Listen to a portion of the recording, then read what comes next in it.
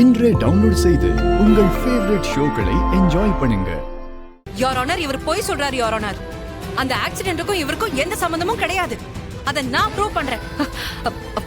வண்டி வண்டி சொன்னீங்கல்ல, அந்த வண்டி எங்க இருக்கு? யார் வண்டி அது? ஐயா, அந்த வண்டி என் பேர்ல தான் இருக்கு. ஆர்டிஓ ஆஃபீஸில் வேணா செக் பண்ண சொல்லுங்க.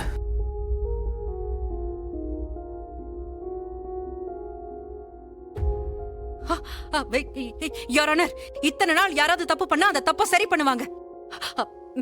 அந்த வண்டி அந்த வண்டி அந்த வண்டி என்ன பண்ணீங்க? ரிப்பேர் பண்ண ஷெட்டோட நம்பர் இருக்கு, அட்ரஸும் கொடுக்குறேன்.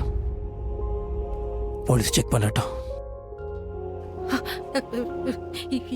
இல்ல, இதுக்கு மேலே உங்களுக்கு நம்பிக்கை இல்லைன்னா ஆக்சிடென்ட் ஆன ஸ்பாட்ல கண்டிப்பா சிசிடிவி கேமரா இருக்கும்.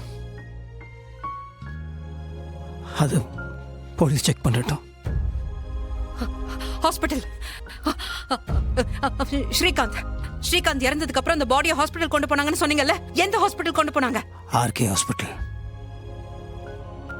சிட்டியோட சென்டர்ல இருக்கு, மவுண்ட் ரோட்.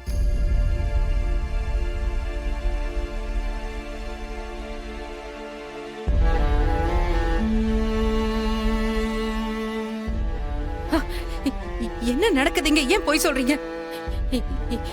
இது எல்லாமே நீங்க தெரிஞ்சுக்கிட்டு போய் சொல்றீங்க. நீங்க உண்மையை சொல்லுங்க வெற்றி, உண்மையை சொல்லுங்க. நான் உண்மையை தான் சொல்றேன். உங்களுக்கு தான் அது புரியல.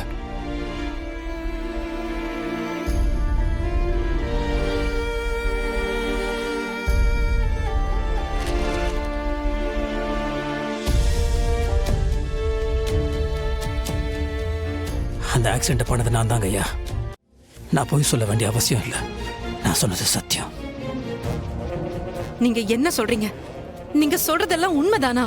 வெற்றி என்பவர் சொல்லும் ஆதாரங்களின் அடிப்படையில் பார்க்கும்போது அவர்தான் குற்றவாளி என்பது நிரூபணமாகிறது. குற்றம் செய்ததை தானே ஒத்துக்கொண்டதாலும் பாதிக்கப்பட்டவர்களை உரிய நேரத்தில் மருத்துவமனையில் சேர்க்க தவறியதாலும் குற்றவாளி வெற்றிக்கு 5 ஆண்டு காலம் சிறை தண்டனை அளித்து இந்த நீதிமன்றம் தீர்ப்பளிக்கின்றது.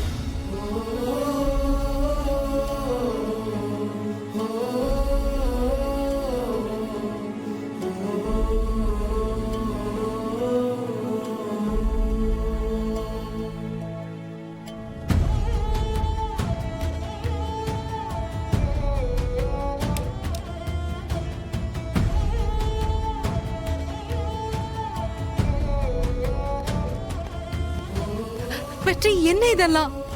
சொல்லுங்க வெற்றி, தயவு செஞ்சு என்கிட்ட உண்மையை சொல்லுங்க. சார் சார், ஒரு நிமிஷம் சார். சார்